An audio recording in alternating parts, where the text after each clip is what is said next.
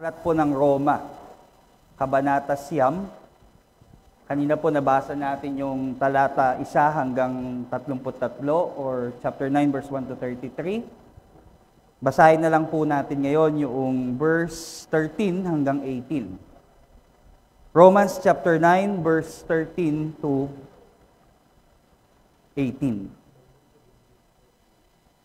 Kung nariyan na po kayo, magandang basahin po natin ito ng sabay-sabay na po.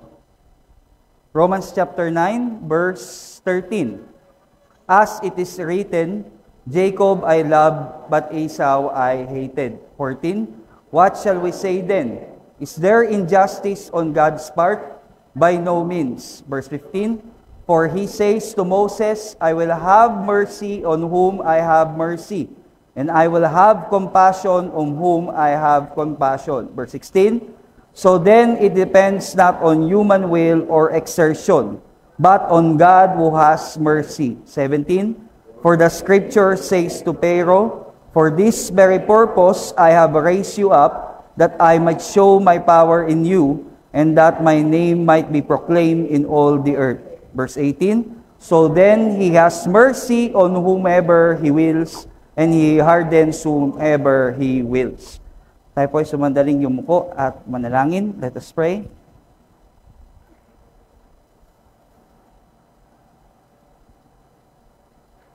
Muli, Panginoon, kami po ay nagpapakumbaba sa iyo pong banal na trono ng biyaya at habag.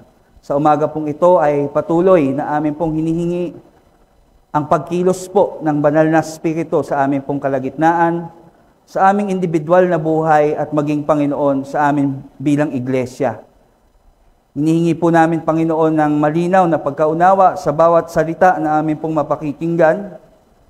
At hindi lamang po ito, Panginoon, yung pong pagnanais na kami, Panginoon, ay makasunod sa anumang tagubilin o pagbibilin niyo po sa amin sa umagang ito, upang, O Diyos, kami patuloy na lumago sa pananampalataya, maging matibay sa mga pagsubok, at maging mabunga po sa aming buhay, pagdilingkod o ministeryo sa iyo. Sa umaga pong ito, Panginoon, dalangin ko po na hindi lamang, O Diyos, ang bawat isa sa amin ay makapakinig, kundi tunay, Panginoon, na matanggap po namin ang biyaya ng iyong pagliligtas at lahat pa ng uri ng biyaya na pang-spiritual mula po sa salita ng Diyos. Salamat, Panginoon. Ngayon pa lang, pinagpapasalamat na po namin ang katagumpayan na ito. Ang lahat po ito ay sa pangalan ng aming Panginoong Hesus. Lahat po ay magsabi ng Amen. Nakakaupo na po ang bawat isa. Maaaring kayo po ay magtaka dahil supposed to be tayo ay nasa Apostles' Creed na po. Ngunit tayo po ay umaasa sa tinatawag na pagkilos ng banal na Espiritu o sa providensya ng Diyos. Kaya dinadala po muli tayo ngayon sa pangangaral sa Aklat ng Roma. And this time, kung mapapansin niyo po, ay haba nung binasa nating talata. Kabuuan na nga po ng Romans 9. No? Ang haba nung ginugol nating panahon kanina upang basahin po ang kabuuan ng Romans 9. Bakit po? Hindi po kasi natin pwedeng paghiwa-hiwalayin ang mga katotohanan po na natagpuan natin mula sa kabanata po na ito. So ngayong umaga ay, kumbaga sa atin pong, di ba po tinuturo ni Apostol Pablo na sa mga bagong Kristiyano ay ilustrasyon ay gatas, gaya ng sa bata, gatas mo nang binibigay.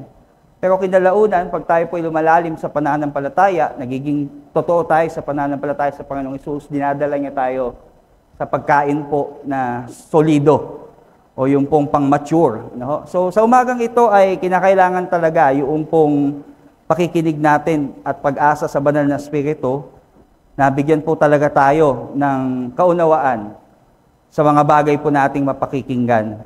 Yung mga nakaraan po nating sermon, natapos natin yung Romans chapter 8 na kung saan ay patungkol po ito sa mga pagpapala ng isang mananampalataya na namumuhay ng ayon sa Espiritu.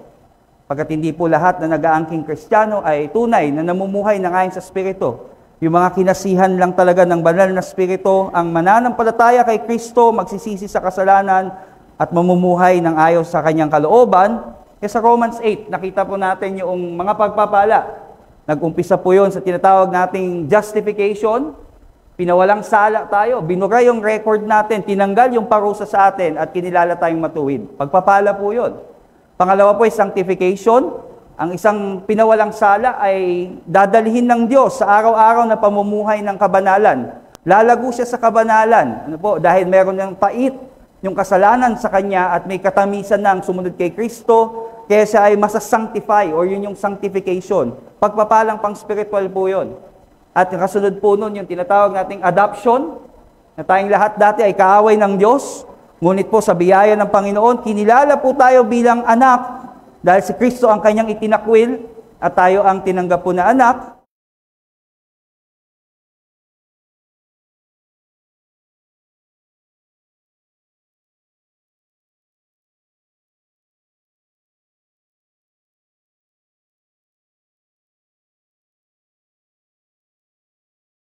At gugugulin po natin ang ating pangwalang hanggan doon sa buhay na walang hanggan kasama ng ating Panginoong Hesukristo. Yun po yung Romans 8. Mga blessings po yun.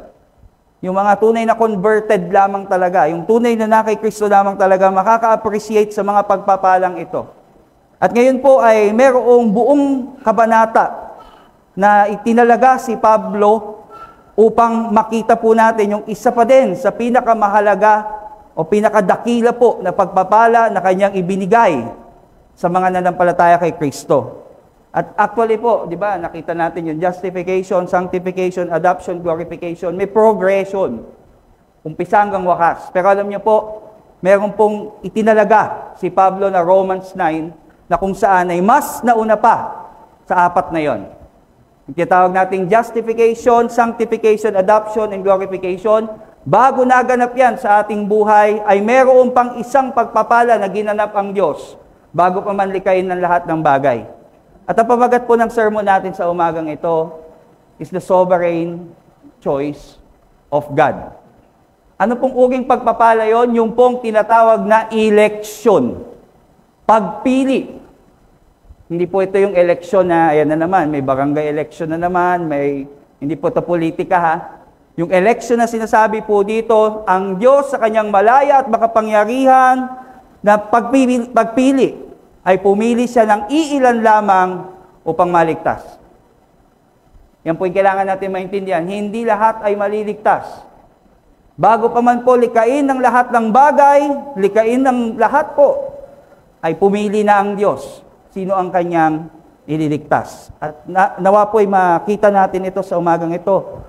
Ito pong truth na ito and also known as the doctrine of election. Na ang Diyos sa kanyang malaya at makapangyarihang kakayanan ay pumili ng iilan lamang na ibibilang niya sa kanyang pagtutubos at gagawaran niya ng buhay na walang hanggan. At may apat na truth po sa doctrine of election na makikita natin sa Romans 9 na atin pong binasa. Apat po. Una is God's sovereign choice is Israel. Second is God's sovereign choice is triumphant. Pangatlo po, God's sovereign choice is His prerogative. And pang-apat, God's sovereign choice is just or fair. Ang malayang, makapangyarihang pagpili ng Diyos sa bayan ng Israel, ang malaya at makapangyarihang pagpili ng Diyos ay matagumpay. Ang malaya at makapangyarihang pagpili ng Diyos ay kanyang natatanging karapatan. Kanya lang yon exclusively. And finally, ang makapangyarihan at malayang pagpili ng Diyos ay patas. Apat na truth po ito na dapat nating makita na mahalaga po ito sa ating buhay pananampalataya. Tingnan po natin ang unang puntos. Sabi po dito, God's sovereign choice is Israel. Ang malayang pagpili ng Diyos at makapangyarihan niyang pagpili ay pinili niya po ang bayan ng Israel. And we can read that in verse 1 to 5. Chapter 9, verse 1 to 5. Di ba po, after na binigay ni Paul sa Romans 8, yung mga maluwalhating pagpapala na kay Kristo, pagkatapos po niyan, sa opening ng Romans 9, ay ipinahayag niya ang kanyang matinding kalumbayan dahil naalala niya ang kanyang mga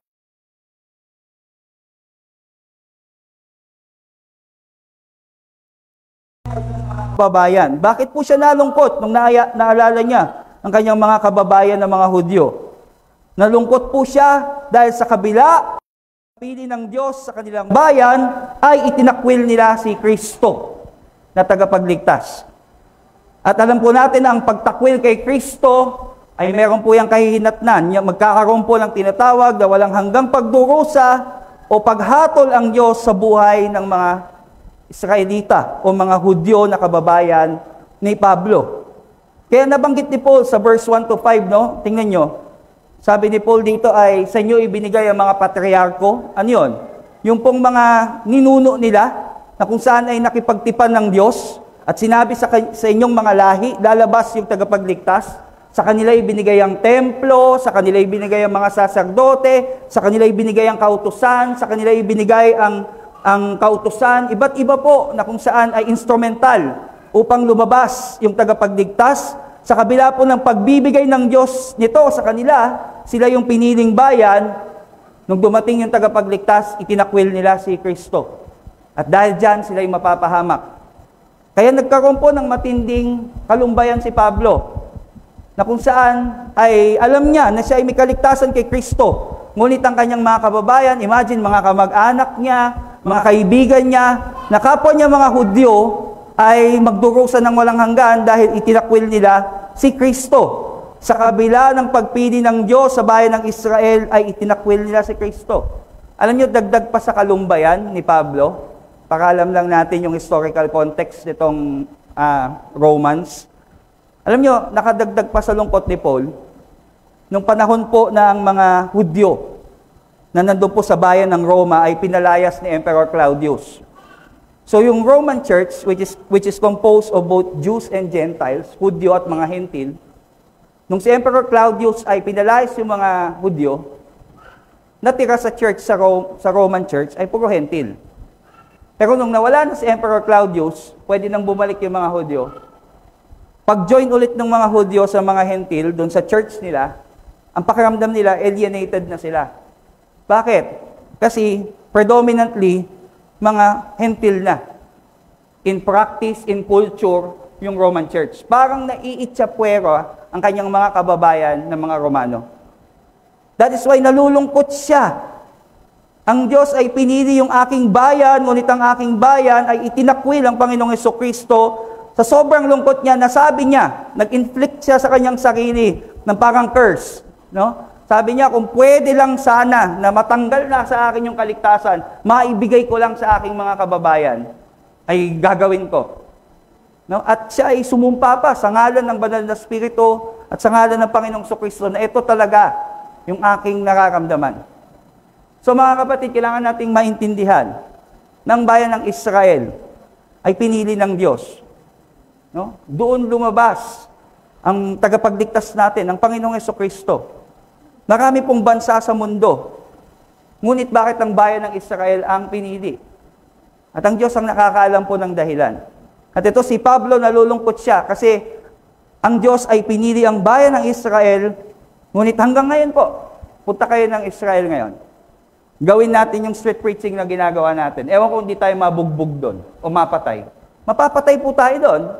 Pag tayo nangaral patungkol sa Panginoong Jesucristo, yung nangyari kina Stephen, sa mga martyrs ng Christian faith, doon sa bayan ng Israel, mangaral ka ngayon doon, bubugbugin ka. At kahit nanonood ng pulis habang binubugbog ka, pwede kang mapatay ng mga tao. Dahil para sa kanila, pamumusong na ipangaral mo si Kristo, yung Mesaya.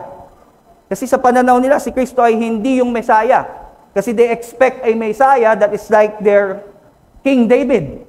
Eh si Jesus, ano ba? Anak lang ng isang karpentero, pinanganak sa sabsaban, ipinako sa krus ng Kalbaryo, namatay ng kriminal na kamatayan.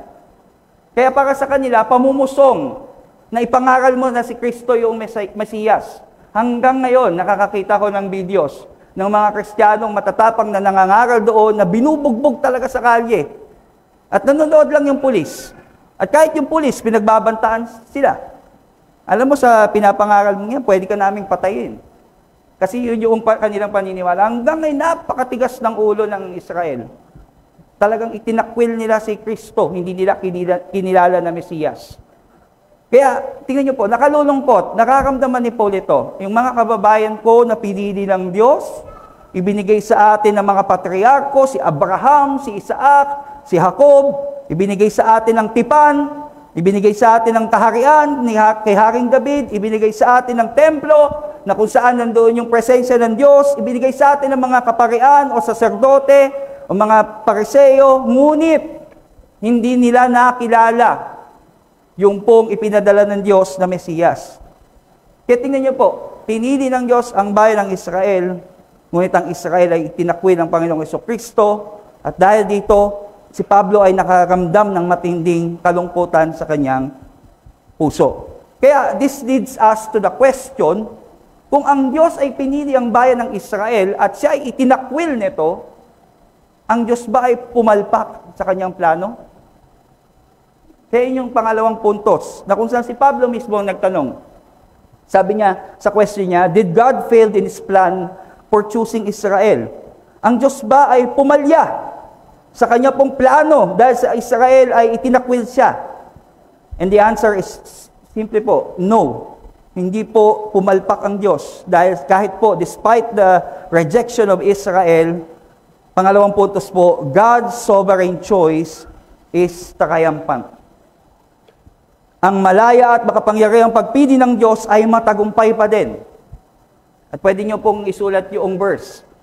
Actually, may type, ayun po. Verse 6 to verse 12 and verse 24 to 31 ang magpapaliwanag kung bakit po sa kabila ng pagtakwil ng Israel sa Diyos, kay Kristo, ay matagumpay pa din po ang malaya at makapangyarihang pagpili ng Diyos.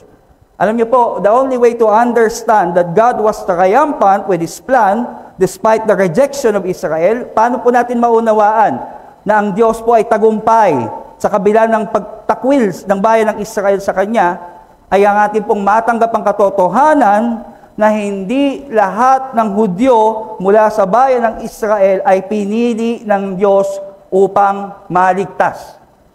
Just to be aware po, may mga Kristiyanong naniniwala that in the last day, all of Israel will be saved. Lahat ng Israelita mula sa bayan ng Israel ay maliligtas. May mga ganyan, naniniwala ng ganyan. But it is clear na magiging triumphant lamang po yung pong plano ng Diyos ng pagpili sa Israel, hindi sa pagliligtas sa buong Israel, kundi doon po sa katotohanan na hindi lahat ng Hudyo mula sa bayan ng Israel ay pinili ng Diyos upang maligtas. Yes, pinili yung kanilang bayan upang lumabas ang Panginoong Jesucristo sa kanila. Pero hindi nangangahulugan na lahat ng Israelita, lahat ng Hudyo, lahat po ng nasa bayan ng Israel ay maliligtas. Dahil sabi po sa verse 6, for not all who are descended from Israel belong to Israel. Hindi lahat ng nagmula sa Israel ay kabilang sa Israel. O sa madaling sabi po, sa plano ng pagliligtas ng Diyos. At nagbigay si Pablo ng dalawang pruweba. Ang kanyang unang tinatawag po na ebidensya na hindi lahat ng Israel ay maliligtas, ay binanggit niya yung kauna-unahang Hudyo. Sino ang kauna-unahang Hudyo? Si Abraham. Sa kanya unang nakipag-covenant ang Panginoon. Yung term na Jew, ito ay may kinalaman sa religious standing nila. Pag Israelite, may kinalaman sa kanilang nationality. Pero pag Jew, it means that nag-covenant ang Diyos sa lahing yon. And we know na una siya nag-covenant kay Abraham. Although meron po tayong tinatawag na covenant of works kay Adam, but ang pinag-uusapan natin dito ay may kinalaman sa piniling bayan ng Israel. Na kung saan po kay Abraham, ang kauna-unahang Hudyo. Tingnan niyo po, example na hindi lahat ng tinatawag na bayan ng Israel, mga Jew, would be saved. Kasi si Abraham, meron siya dalawang anak. Sino yung anak niya? Si Ismael at sinong pinili? Si Isaac, sinong panganay? Hindi ba dapat si Ismael ang dapat na pinili ng Diyos? Pero ang pinili ng Panginoon ay si Isaac. Dito pa lang na nagpapakita na hindi lahat ng Hudyo ay ililigtas ng Panginoon. Dahil ang pinili niya ay si Isaac at hindi niya pinili si Ismael. Another proof na hindi lahat ng Israel ay maliligtas. Punta po tayo sa anak ni Isaac, which is sino po? Si Jacob at si Esau. Anong binasa nating verse kanina? Verse 13. Jacob I loved, Esau I hated. Kita din dito na nireject si Esau na mas matanda kaysa kay Jacob at hindi po pinili si Esau. Ito po yung mga pruweba ni Pablo na hindi po lahat ng mga taga-bayan ng Israel ay ililigtas niya. Pinili ang bayan ng Israel upang saan lalabas ang tagapagligtas, ngunit ang tagapagligtas ay hindi niya ililigtas ang buong bayan ng Israel. Bakit ko po iginigiit ito? Dahil ito ang pruweba na nagpapakita na ang pagpili ng Diyos sa bayan ng Israel ay hindi pumalya sa kabila ng kanilang pagtakwil sa tinatawag po natin na tagapagligtas, ang Panginoong Jesucristo. Ang mga biblical proof na ito nagpapakita that God did not fail in choosing Israel sa kabila po na siya ay nireject o itinakwil nito. Bakit po? Dahil God never intended in the first place to save the whole nation or descendants of Israel. Kaya, takayampan.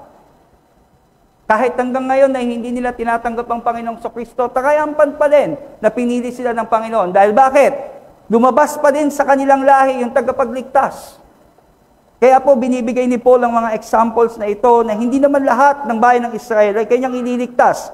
Kaya hindi po pumalya ang Diyos sa pagpili sa Israel. Sa makatuwid pa nga po, sa mas malawak pa po na pangunawa, hindi lang mga Hudyo ang maliligtas.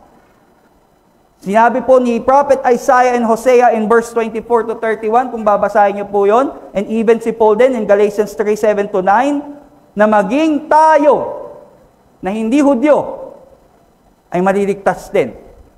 Hindi dahil sa tayo ay pinanganak sa Israel, hindi dahil tayo po ay may dugong Hudyo, kundi dahil tayo ay nanampalataya kay Kristo. Galatians 3:7 to 9. Kaya nga po, hindi pumalya ang Diyos sa pagpili niya sa bayan ng Israel. Hindi po siya pumalpak, matagumpay pa din po siya. Bakit po? Kasi He did not intend to save ethnic Israel. Tanggalin na po natin sa ating isipan, burahin natin na pag sinabing Israel, yung nasa Middle East. Hindi na po yun yung Israel na pinatutungkulan ni Pablo sa panahon na ito. Hindi na po yun yung Israel na tinutukoy niya. Ang Israel po ngayon, ang true Israel, ang tunay po na bayan ng Diyos na Israel, ay ang pinagsama-sama na espiritual na mga Hudyo at Hentil na nanampalataya kay Kristo. Yung true Israel is not the ethnic Israel. Even us. Hindi tayo Hudyo. We belong to the nation of the true Israel, which is spiritual. Handaan niyo, sabi ni Paul, our citizenship is in heaven. Although Pilipino tayo, pero spiritually, we are descendants ni Abraham by faith in Christ. So yan yung stand ng church po natin. Not all Israel will be saved. Kasi mababali yung mga doktrinang kagaya ng save by grace, through faith alone, in Christ alone. Mababali yun . So the only way to understand sino ba yung tunay na Israel is not the ethnic Israel. Lahat ng nanampalataya kay Kristo, pinagsama-sama po yan, Pilipino man yan, Amerikano man yan, Hudyo man yan, anuman lahi yan, kung yan ay nanampalataya kay Kristo, yun ang tunay na bayan ng Diyos. That is true Israel. So God did not fail sa kanyang pagpili sa Israel. Kasi siya po ay takayampan through Christ. Lahat ng nanampalataya kay Kristo ay ang tunay na bayan ng Israel. Ang kasunod pong puntos, in verse 13 to 18, ito na. God's sovereign choice is His prerogative. Ano po yung prerogative sa Tagalog? Katangi-tanging karapatan. Yan po ay eksklusibong karapatan na tanging sa Diyos lamang. Siya po ay may natatanging karapatan na pumili. Ano ba pinag-uusapan nating pagpili ngayon? Pumili sino ang kanyang ililigtas. Natatawa lang ako, no? Kasi lately, parang may nangyari dyan sa Kawit na may mga ayuda-ayuda. Tama ba? Tatawa lang ako kaliwat kanan sa mga kapitbahay namin, nagbubulungan sila. Uy, sila lang, no? Yung pinili lang ni Kap, na kamag-anak niya, ganyan-ganyan. Naririnig ko yun. Naririnig ko yun habang binubuo ko ang mensaheng ito. So yung word na pili, napatawa tuloy ako. No? Kasi may ganun may pagpili. Kung sino lang ang tatanggap ng jolo ba yun? ng ayuda. Ano po? So naintindihan niyo yung sinasabi ko. Punta tayo sa spiritual, ang Diyos ay pumili lamang kung sinong ililigtas. Marami sa atin na iniisip na tayong pumipili sa Diyos para tayo maligtas. No. Hindi po yan ang sinasabi ng Biblia. Ang Diyos ang pumili sino ang maliligtas. Ito ay kanyang eksklusibo at tanging karapatan. Kaya nga, ito yung controversial verses. Jacob, I love. Esau, I hated. Bakit siya controversial na verse sa panahon natin ngayon, Sa panahon natin ngayon, controversial ito. Controversial siya dahil sa dami po ng mga bulaang tagapagturo at bulaang po ng mga katuruan na nagpapakilala na ang Diyos ay puro pag-ibig lang at walang puot. Ito po yung problema ngayon.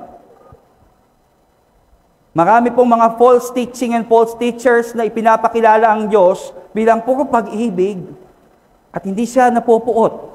Walang hate sa Kanya. Pero hindi po natin may pagkakaila ang katotohanan na sabi po niya, Jacob I love, Esau I hated. Hindi po ito sariling pananalita ni Abraham. He quoted this from the Old Testament. At ang Diyos mismo ang nagsabi na, Jacob I love, Esau I hated. Ang katotohanan po, ang Diyos ay pag-ibig, ngunit ang Diyos din po ay kapuotan. May pag-ibig ang Diyos sa kabanalan at mayroon po siyang puot sa kasalanan. At yan po ay kanyang katangian na iisa at magkasama. Ang Diyos po na puro pag-ibig at walang puot ay isang Diyos-Diyosan. Ulitin ko po, ang isang Diyos na puro pag-ibig lang at walang puot ay isang Diyos-Diyosan. According po yan kay R.C. Sproul, na isa pong theologian and pastor na namayapa na. Sabi niya, a God that is all love and no hate is an idol. Ingat po tayo, baka tayo ay may sariling ideya ng Diyos na hindi pala ayon sa Biblia, therefore yung Diyos mong yan ay Diyos-Diyosan. Sabi po ng Biblia, Jacob I love and Esau I hated. Merong pag-ibig at merong pong pagkapuot ang Diyos at the same time. Kaya marami po ngayon nagpapakilalang Kristiyano, sabi nila Kristiyano din naman po sila, ngunit namumuhay sa kasalanan na wala pong pagkatakot sa paghuhukom ng Diyos. Dahil meron po silang baluktot na pagkaunawa na ang Diyos ay mahal na mahal sila sa punto na kanyang kukonsintihin ang kanyang kasalanan. Kaya ito po, napakahalaga nitong talata pong ito. Kaya maraming churches ngayon, yung meron ng watered down and sugar-coated gospel. When we say watered down, tinatanggal na doon sa gospel yung usapin ng kasalanan, usapin po ng impyerno, usapin po ng pagsisisi. Ayaw na ipangaral yan. Watered down, binanlawan na.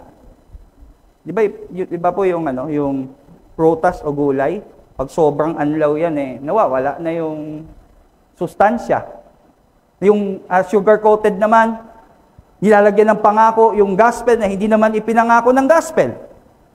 Binibigyan ng emphasis po yung yaman sa mundo, yung katanyagan, kapangyarihan, yan pong mga bagay na yan. Kung tatanggapin mo daw si Kristo ay ibabless ka ng Lord ng mga material and temporal things na yan, which is hindi din po yan kasama sa gospel. Ang gospel po, ang pangako ay kaligtasan, kapatawaran, at buhay na walang hanggan kay Kristo.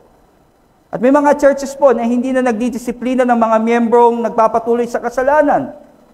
Dahil hindi po nila tanggap yung sinabi na Jacob I love and Esau I hated. We must remember na ang Diyos po natin ay omnipotente. Ano po ibig sabihin ng omnipotente? Makapangyarihan sa lahat.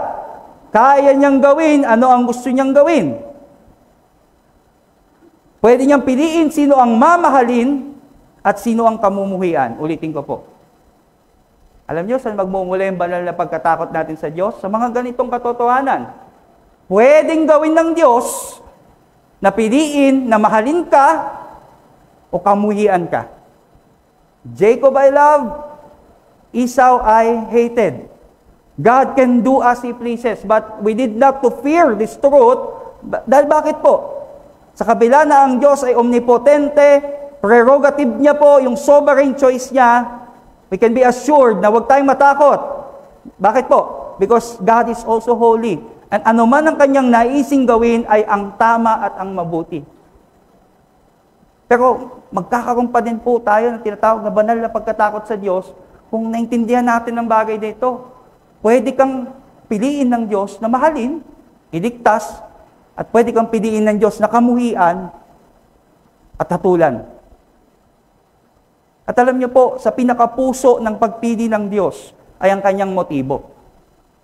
Anong motibo ng Diyos sa kanyang pagpili kay Jacob? Kung tutuusin, si Jacob po ay mas masama kaysa kay Esau. Ano ibig sabihin ng Jacob? Manggagancho. Kaya nga, pag narinig natin, the God of Jacob, ang Diyos ni manloloko. Bakit? Kasi niloko ni Jacob si Esau. Kung tutusin, morally, no, sa harap ng tao, parang mas mabuti si Esau. Pero sabi ng Diyos, Jacob I love and Esau I hated. So ano ngayon? Ano ngayon ang basehan ng Diyos sa pagpili niya kay Jacob over kay Esau? Alam niyo po, the motive behind God's sovereign choice kay Jacob ay napakasimple.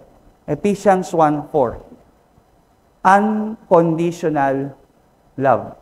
Kasi sabi ni Paul dito, bago pa man gumawa ng mabuti o masama si Jacob at si Esau, ay pumili na ang Diyos sa pagitan nila. Nasa Ephesians 1:4 po yun. Before the foundation of the world, pumili na ang Diyos. Sino ang ililigtas sa atin? Bago pa man gumawa si Etites ng mabuting bagay, bago pa man gumawa ng masamang bagay si Brother Joffrey, bago pa man po ako gumawa ng mabuti o masama, may pumili na ang Diyos. And that is the truth. And what is the reason behind unconditional love? Tayong mga tao, pag tayo umibig, may kondisyon. Kasi siya yung type ko eh. No? Pag tayo umibig, kasi we will get something from that person. No? Maalaga siya eh. Conditional. Pero ang Diyos, wala pa man po tayong ginawang mabuti o masama, ay pumili na ang Diyos. At ang kanyang basehan ay ang kanyang pag-ibig. Kaya nga po, pakinggan niyo po ako maigi, pakinggan niyo po ito. Kung naiintindihan mo na ang Diyos ay may natatangi at eksklusibong karapatan na piliin sino ang kanyang mamahalin, ay magkakaroon ka ng balanse. Banal na pagkatakot at pag-ibig din sa Diyos. Ang problema nga kasi ngayon, maraming pangangaral ay ginagawa lang ang Diyos na parang genie. Na kung saan ay pinapanalanginan lang na itong gawin mo sa akin, no? Tapos nakikipag-bargain pa, magbibigay ako pag blines mo ako, o maglilingkod ako pag pinagaling mo ako. Hindi nila naintindihan na ang Diyos ay may prerogatibo na kaya niyang gawin ano ang naisin niya sa atin. Maaari kanyang piliin o itakwil. Maaari kanyang ibigin o kamuhian. At sa pagkaalam sa bagay na iyan, ay magkakaroon po tayo ng genuine, tunay, na pagkatakot at maging pag-ibig sa Diyos. Dahil sa kabila ng walang kaibig-ibig sa atin, ay inibig niya tayo. Sa kabila ng hindi pa ako nakakagawa ng mabuti o masama, ay pumili na siya. Kakaroon tayo ng fear. Yung tinatawag na fear of God. Yung banal na pagkatakot sa Diyos. Wala pala akong kakayanan na matamo ang buhay na walang hanggan. Wala pala akong magagawa. Nasa kamay pala talaga ng Diyos ako. Kaya dapat po natin maintindihan to, that God's sovereign choice is His prerogative. And if we would acknowledge God's prerogative driven by His motive of unconditional love, then we would have a balanced spirit of and love for God, wherein tayo po ay magpapasakop talaga sa Kanya. Alam niyo po, napaka-glorious ng katotohanan na ito. At nakakatakot din at the same time. Pero nakaka-comfort din. Kasi ang Diyos pala ay meron siyang prerogatibo na piliin ako o hindi ako piliin. At kung pinili man ako ng Diyos, hindi nakasalalay sa aking katangian yung kanyang pagpili sa akin, kundi sa kanyang walang kondisyon na pag-ibig. At alam ko po na masyadong napakalaki ng katotohanan nito na para ibalot natin yung isip natin dito. Remember, we are still limited beings. And God is an infinite God. And since we are limited, we cannot fully understand God, but we can know Him. Sa napakadakila na mga katotohanan na ito na napakahirap ibalot ang ating kaisipan, na-anticipate na ni Paul yung maaring iniisip mo ngayon. At ano po yung maaari nating iniisip ngayon? No, sabi ni Paul dito, no, na-anticipate niya na that people could question kung patas ba na may pinili lang ang Diyos na iilan and the rest ay itinakwil niya? Is it fair? Alam ko, naisip po natin yan. Kaya nga, ang sunod na puntos natin at ang katapusan po ng Romans 9 is yung verse 19 to 23 na nagpapahayag that God's sovereign choice is fair. Ang malaya at makapangyarihang pagpili ng Diyos ay patas. Next slide po. Makikita natin sa verse 19 to verse 23. Maring kine-question po natin ngayon ang pagpili ng Diyos. Lalo na kung maalala natin, nabanggit niya din sa Romans 9 din, yung patungkol kay Pharaoh at kay Moses. Remember the story? Di ba, ang bayan ng Israel, for more than 400 years, they are enslaved sa nation ng Egypt. At ang Diyos ay nagdesisyon na iligtas sila. And so He raised up Moses. At si Moses yung naging hero doon sa narrative. He led God's people into freedom. While si Pharaoh, at malinaw sinabi sa Exodus yun, si Pharaoh ay ni-raise up niya din as the villain doon sa narrative ng story. At napakalinaw na sinabi doon sa teksto, ang Diyos ay pinatigas niya ang puso ni Pharaoh. Ito po yung illustration. Kung maglalabas po tayo ng mantikilya at putik diyan sa labas, sa ilalim ng napakainit na araw, anong mangyayari? The objective truth is that yung araw ay mainit.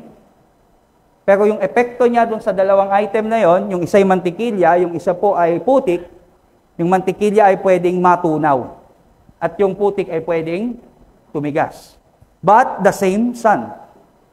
It is God, siya yung cause kung bakit si Moses ay naging instrumental sa pagpapalaya sa bayan ng Israel. At si Paraon ay nagmatigas ang kanyang puso at pinahirapan niya si Moises. The same God. So, kung naalala natin ang naratibo pong yan na nabanggit din po ni Paul sa verse 15 to 17, nabanggit niya si Pharaoh at si Moses, pwede daw tayong mag-isip ngayon. Bakit parang hindi naging patas ang Diyos? At pwede nating maisip ngayon, bakit hindi na lang iligtas ng Diyos ang lahat? Which is a good question. Maaaring maisip po natin yan. Pero alam niyo po, merong mas valid question kesa sa tanong na bakit hindi na lang iniligtas ng Diyos ang lahat? Ba't kailangan pumili pa siya ng iilan lang at yung iba ay itakwil na? Bakit kailangan may mapahamak pa at kailangan may ilan lang na maligtas? At yan ang pwede nating itanong. Bakit hindi pa pinili na lang ng Diyos ang lahat na maligtas? Pero alam niyo po, a more valid question would be, why did God choose to save at all? Bakit pumili pa ang Diyos ng ililigtas? Ano yung tanong kanina? Bakit hindi na lang pinili ng Diyos ang lahat para maligtas? Pero ang tamang tanong po ay ito. Bakit pumili pa ang Diyos ng maliligtas? Alam niyo po bakit? Wala naman pong obligasyon ang Diyos na iligtas pa tayo. Kasi dito sa tanong na to, sabi natin, sana para maging patas, lahat na lang iligtas. Pero alam niyo ano ang patas? Ang patas ay lahat tayo ay parusahan sa impyerno. Dahil lahat naman tayo ay nagkasala. Pero bakit sa kabila po ng lahat ng ito, hindi obligado ang Diyos na iligtas tayo, makatarungan lamang na tayo pong lahat ay maimpyerno dahil lahat tayo nagkasala, ngunit sa habag at biyaya ng Diyos, pumili siya ng iilan na maligtas. Nakuha niyo po? Sabi po ni John MacArthur, you don't want fear, you want mercy and grace. Kasi kung hinihingi mo yung patas, sige, pag binigay ng Diyos yung patas, lahat tayo ngayon sa impyerno na. Yun ang patas. Kasi lahat ay nagkasala at walang nakaabot sa kaluwalhatian ng Diyos. At ang kabayaran ng kasalanan ay kamatayan o walang hanggang pagdurusa. That is what is fair. Kaya you don't want fair. Ayaw mo ng patas. Ang kailangan mo, ang gugustuhin mo, ay ang biyaya at habag ng Diyos. Kaya yung pong tanong na, bakit hindi na lang lahat niligtas, ay maling tanong. Ang tamang tanong, bakit nagligtas pa ang Diyos? Hindi naman siya obligado na iligtas ka, iligtas ako. Pero pumili pa din siya ng mangilan-ngilan na maililigtas. At balikan natin yung thought kanina. Kailan kanya pinili iligtas? Bago ka pa man gumawa ng mabuti at masama, iniligtas ka na nga. Ano ang nasa likod ng motibo ng kanyang pagliligtas? Dahil minahal ka niya ng walang kondisyon. Kaya yung tinatawag po nating pagpili ng Diyos ay patas lamang. Yan po ang katotohanan. Yan po ang dapat nating maintindihan. Yan po ang dapat natin laging pagbulayan. Ang eleksyon o pagpili po ng Diyos ay hindi isang karapatan na dapat hingin ng tao. Ulitin ko po, ang tinatawag na pagpili ng Diyos ay hindi mo karapatan. Hindi po yung karapatan na pwede nating i-demand sa Diyos. Ito po ay malayang ibinigay ng Diyos ng ayon sa kanyang pagpapasya. Wala tayong karapatan. We should not, hindi nga tayo po dapat tumanggap ng anumang mabuti sa Diyos eh. Pero sobra-sobra yung binigay niya sa atin. Alam nyo, may nabasa po kong quote kanina, nakalimutan ko sila nag-quote.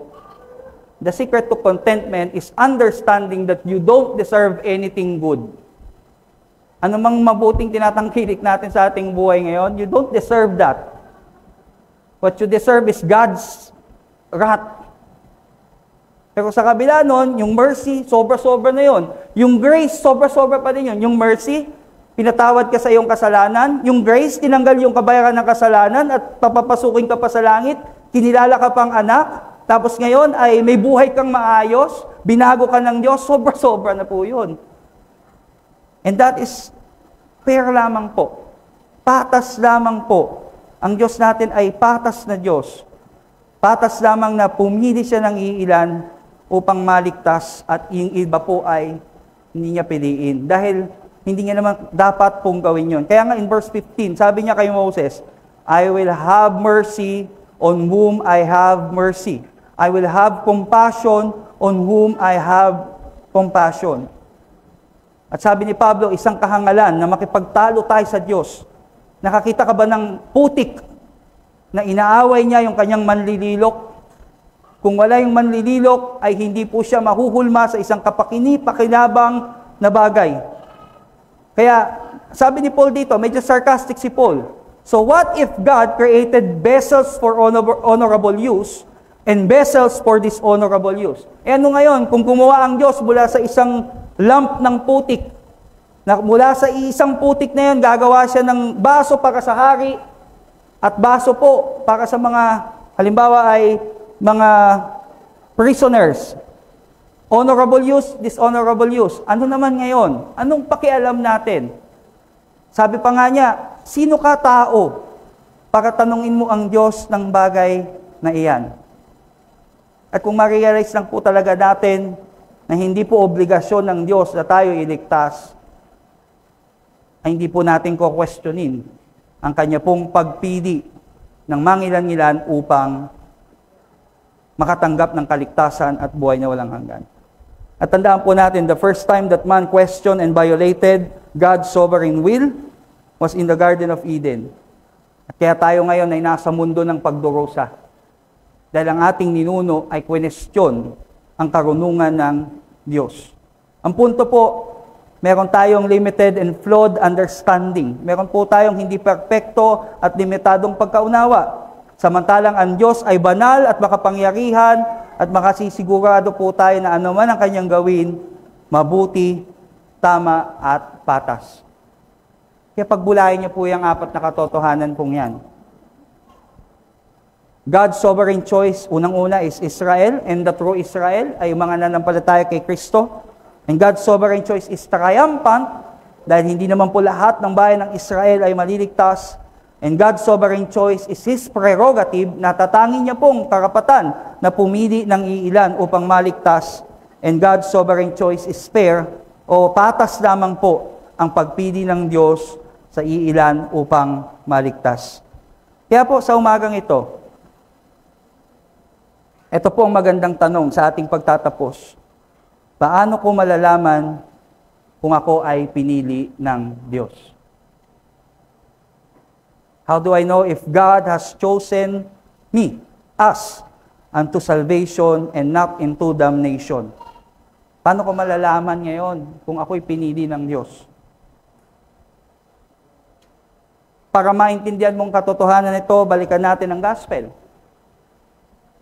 Ang gospel po ay sinasabi na tayo nagkasala at di nakaabot sa kaluwalhatian ng Diyos, at tayo po ay meron ng hatol. At anumang ating pong tinatawag na pagsuhol sa Diyos ng ating mabubuting gawa na mansyado ng kasalanan, ay hindi na po ito katanggap-tanggap sa Diyos. Kaya ang punto, we deserve nothing good from God, kundi yung kanyang eternal judgment and punishment. Kaya balik tayo kay Kristo. Ang Panginoong Jesucristo po ang namatay sa krus ng Kalbaryo upang ang ating kasalanan ay mapatawad. At siya din po ang nagbigay sa atin ng katuwiran sa pamamagitan ng kanyang perpektong pagsunod sa kautusan ng Diyos. At hinihingi po sa atin na tayo ay manampalataya sa Kanya. At dito po natin makikita yung sagot sa katanungan. Paano mo malalaman kung ikaw ay pinili ng Diyos? Again po, babalikan ko.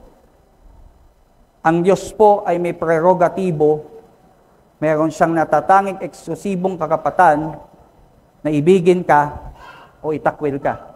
Kaya napakahalaga ng tanong, paano ko malalaman ko ako'y pinili ng Diyos? At ang panawagan ng pananampalataya ang magbibigay sa iyo ng kasagutan.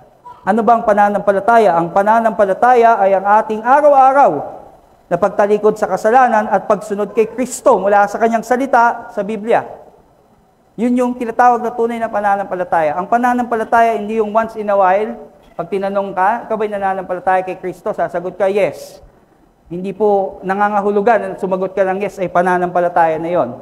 Ang tunay na pananampalataya ayon sa Biblia ay ikaw ay may buhay. May buhay ka na itinalaga mo kay Kristo na ikaw ay tatalikod sa kasalanan at susunod ka sa Kanya. Yun po ang pananampalataya. At yung tangi lamang po, ito na yung sagot, how do I know if I am God's elect? Yung tanging mga makatutugon sa panawagan ng Ebanghelyo na magsisi sa kasalanan at manampalataya kay Kristo, yung tunay lang na makatutugon dito ay yung mga pinili ng Diyos. Bakit po? Kasi hindi tayo makakatugon sa ating sariling kakayanan unless na ang banal na Espiritu ay ipuin ka. Kaya paano mo malalaman kung ikaw'y pinili? Kung ikaw ay merong pananampalataya kay Kristo na nananatili at mananatili hanggang wakas. Sila yung mga pinili ng Diyos. Kaya habang nabubuhay po tayo, ay saka tumitingkad yung kasagutan. Kaya nga may 2 Corinthians 13, is it 13:5? Na dapat sa mga Kristiyano ay araw-araw po nating sinusuri ang ating buhay pananampalataya. Yung mga elect po ay mananatili sa pananampalataya hanggang wakas. Ano po yung sasabing wakas? hanggang sa makaharap natin si Kristo, ay meron kang buhay pananampalataya, at pag sinabing buhay pananampalataya, ay araw-araw na pagtalikod sa kasalanan at may pagsunod sa kanyang kalooban. Ang linaw po ng sinasabi ng Matthew 7:21-24, hindi lahat ng tumatawag sa aking Panginoon, Panginoon ay maliligtas. Kaya nga dapat lagi tayong may araw-araw na pagsusuri kung tayo ba talaga ay tunay na mananampalataya ni Kristo. Diyan po natin makikita. Pinatitingkad po ang kasagutan kung tayo ba ay talagang pinili ng Diyos. Pinatitingkad po yan ng araw-araw nating karanasan sa buhay pananampalataya natin. Sabi ng Panginoong Hesus, ano bang panawagan ng gospel? Manampalataya ka sa Kanya. Ano ibig sabihin nun? Talikuran mo na ang iyong pagkakasala. Anumang bagay na ayaw ng Diyos sa iyong buhay, bitawan mo. Sa anumang bahagi ng iyong buhay, suko mo yan sa Panginoon. Ano ba sabi ng Panginoon? Unang hakbang ng pagsunod sa Kanya ay ang pagbabautismo. Tapos doon ay makibahagi ka sa isang lokal na iglesia na kung saan ikaw ay aalagaan. Hindi lamang yon, maging kabahagi ka. Hindi ka lang tagadalo. Maging kabahagi ka ng lokal na iglesia. Merong binigay sa'yo na kaloobang Diyos. Gamitin mo yan. At di lang yon, ano pa? Humayo tayo. Ang mga tunay na Kristiyano, questionable. Pag sinabing mong Kristiyano ka pero ikaw ay hindi nagbabahagi ng Ebanghelyo, questionable. You cannot give what you do not have. Kung wala kang kaligtasan at buhay na walang hanggan, hindi mo yan maibabahagi sa iba. Kung wala kang Kristo sa buhay mo, hindi mo yan maibabahagi sa iba. May tinatawag po na buhay pananampalataya. Hindi lamang po pananampalataya na confession. Yes, naniniwala ako kay Kristo, agree ako dyan. Pero hindi po yun ang faith eh. Ang faith po is buhayan. Isa pong lifestyle ang faith. Na merong pagsuko sa Panginoong Jesucristo sa ating araw-araw na pamumuhay at merong progreso po tayo sa pagsunod sa Kanya. So gusto mo malaman ko ikay pinili? Alam mo, the fact, ito na lang, siguro, initial na lang. Yung mga ibang hakbang ay dapat nating sundin. Pero initially, kung ikaw ay nabahala ngayon, kung ako ba'y pinili o hindi, medyo ano na yan, medyo, di ba, yung mga nire-rescue, tinitignan muna alin. Yung pulso, yung puso, may hininga pa ba, may mga signs of life na. If in this moment, naintindihan mo yung doctrine of election at nabother ka, may possibility na may spiritual life na nasa sayo. Ang kailangan mo ngayon ay isuko mo ang iyong sarili kay Kristo at sumunod ka sa Kanya. Yan po yung pagbibilin sa atin sa umagang ito. At sa mga nanampalataya na po kay Kristo, sa mga araw-araw po na may pagtalikod sa kasalanan at pagsunod sa Kanya, ito po ang patuloy na bilin po sa atin o challenge sa bawat isa sa atin. Para sa miyembro ng Christian Word Center, ito po ang challenge. Let us submit our lives to our sovereign God. Atin pong ipasakop ang ating buhay sa makapangyarihan nating Diyos. E tingnan nyo, isa sa mga tinatawag natin na kapahayagan na ang Diyos ay sovereign, umalaya at makapangyarihan sa lahat. Isa sa kapahayagan niyan is the truth na ang buhay mo ay talagang hawak-hawak niya. Hindi ka ba man nilikha ay Kanya lang pinagdesisyonan kung ikaw ay iibigin niya at ililigtas at kung ikaw ay itatakwil niya at hahatulan. At ang magiging bunga po niyan ay ang banal na pagkatakot sa Diyos. Hindi po natin kayo tinatakot, ngunit tinatawag po tayong magkaroon ng banal na pagkatakot sa Diyos. Sa kabila po na ang Diyos ay makapangyarihan sa lahat, accountable pa din po tayo. Responsible pa din po tayo kung paano natin ipapamuhay ang ating buhay. Sa Reformed theology ay magkaakibat yan. God's sovereignty and man's responsibility ay parehas na inaasahan yan sa atin. We cannot say that, bahala na ang Diyos sa akin. Di ba may kantang que sera-sera? Ano yun? Whatever will be, will be. Ang katotohanan po ay, ang Diyos ay soberano at siya may control sa ating buhay, ngunit ikaw ay responsable pa din sa Kanya kung paano mo ipapamuhay ang iyong buhay. Kaya dapat po tayong pasakop sa makapangyarihang Diyos. Kilalanin po natin yung Kanyang sovereignty sa ating buhay. At ang doctrine of election ay hopefully, sa mga tunay na mananampalataya, I pray na ang maging effect nito sa atin ay mas lalo po tayong maging masikap sa pagbabahagi ng Ebanghelyo. Kasi minsan nagiging tinatawag na, nagiging parang hindrance sa evangelism yung hindi tamang pagkaunawa sa doctrine of election. Kasi yung iba sabi nila, may doctrine of election pala, kahit na hindi na ako mag-share ng Word of God, kung may pinili pala ang Diyos na maligtas, edi maliligtas siya. Mali pong application ng doctrine of election. Hindi mo naintindihan yung doctrine of election. The fact na ayaw mo nang mag-share ng gospel ay maaaring magpapakita yan na hindi ka elect. Kasi tayo po na mga pinili ng Diyos, iniligtas niya, ang layunin niya, ibahagi natin ang Ebanghelyo, at tayo po ay hindi naman natin alam sino ang mga pinili. So without na tinatawag po natin na wala po tayong itatangi, lahat ay babahagi na natin ng gospel. Kaya kapatid, ngayon sa umagang ito, yan ang dapat mong pagbulayan. Ako ba'y pinili ng Diyos? Kamusta ang aking buhay pananampalataya? Parang maintenance na lang ba? Pasimba-simba ng...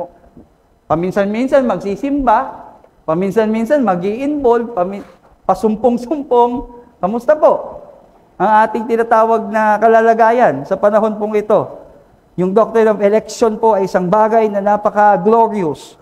At may kailangan po natin na laging pagbubulay sa bagay pong ito. So we must trust and thank God sa Kanyang merciful and gracious sovereign choice of saving unworthy sinners like us. And we trust, yung trust pong ito ay mauuwi. Saan po mauuwi? Ang trust and thankfulness na ito sa doctrine of election, mauuwi po ito sa tinatawag na joy of our salvation and to the glory of God. Tayo po lahat ay tumayo and let us have a response song. Sa oras pong ito, awitin po natin yung ikalawang himnaryo. His mercy is more.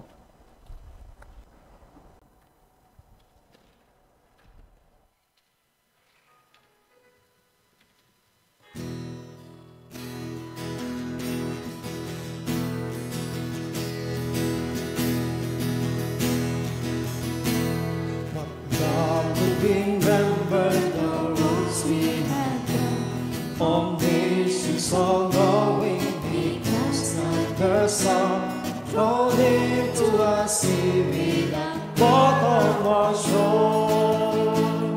Our sins, they are many, His mercy is more. Praise the Lord,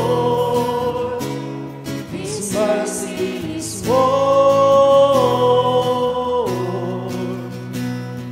Stronger than darkness, new every morn.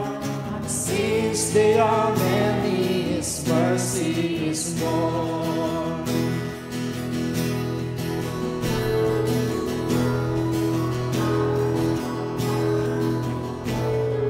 Jesus will make us be constantly know what God is so tender is calling us home. He welcomes the weak, the violence, the poor. Our sins, they are many, His mercy is more. Praise the Lord, His mercy is more. Stronger than darkness, new every morn. Our sins, they are many, His mercy is more.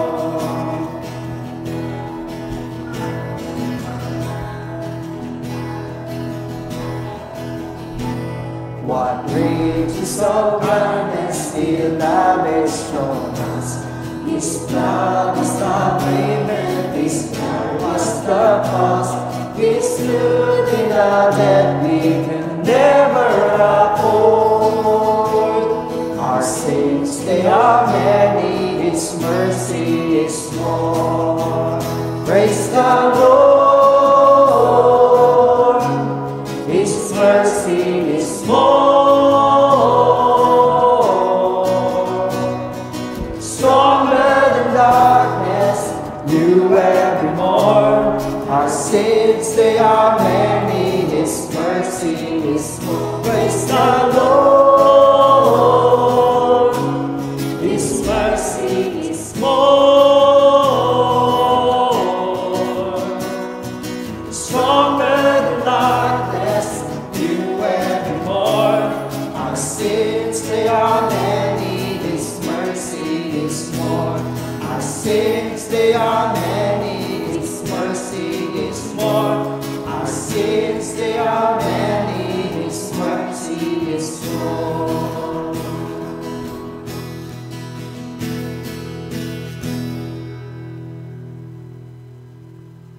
Tayo po ay manalangin. Let us pray.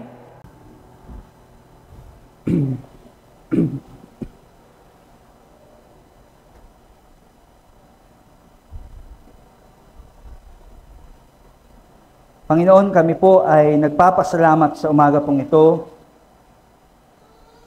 sa patuloy po na inyong kapahayagan kung sino ka, Panginoon. Yung tunay, Panginoon, na katangian mo na iyo pong inihayag mula po sa iyong banal na kasulatan.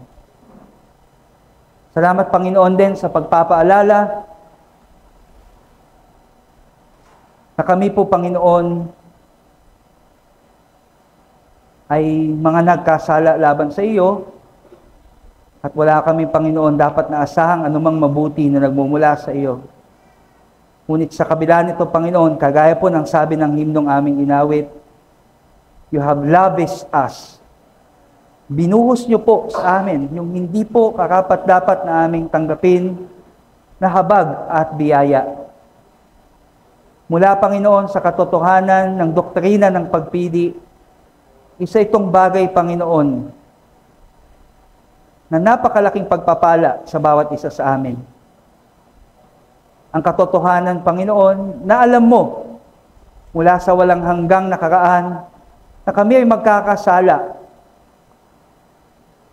ay pinili mo pa din kaming ibigin sa kabila po ng aming mga karumihan, at mga maling nagawa laban po sa inyo.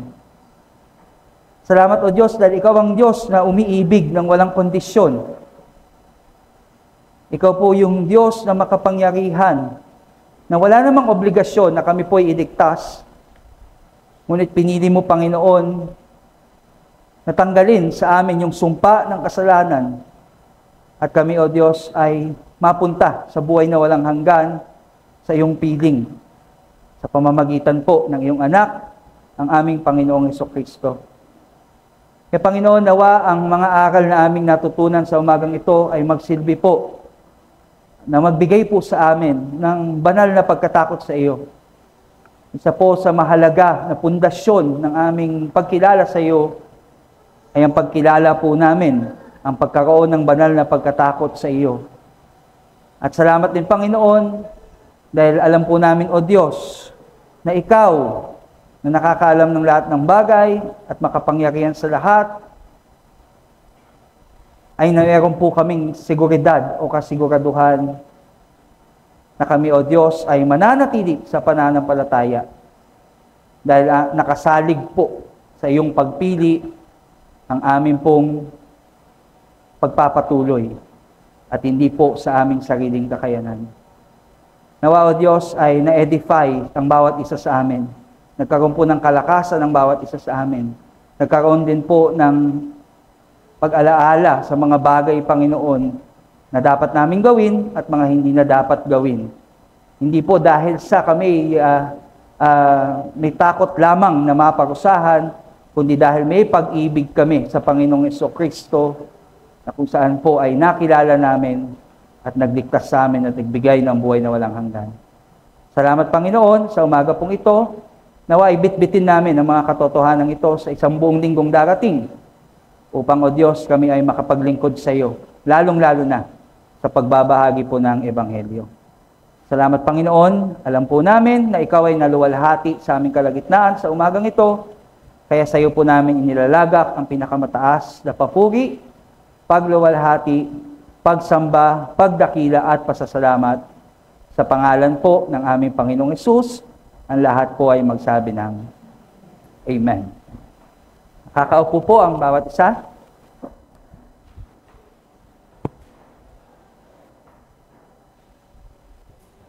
Maging honest po tayo. Let us be honest. Sino po yung first time sa umagang ito ay napakinggan o natutunan po itong doctrine of election? Sino po yung first time na napakinggan ito? Meron po ba? Brother Ian? Purihin ng Panginoon at nandito ka. Napakinggan niya yung message. Sino pa po? Yung doctrine of election. O may, alam ko lahat naman tayo, halos may slight idea na, no? Na yung truth na ang Diyos ang pumili sa atin, hindi tayo ang pumili sa Kanya. At ang Diyos po ay pumili bago pa man likain ang lahat ng bagay. At ang pagpili ng Diyos ay nakasalig sa Kanyang walang kondisyon na pag-ibig.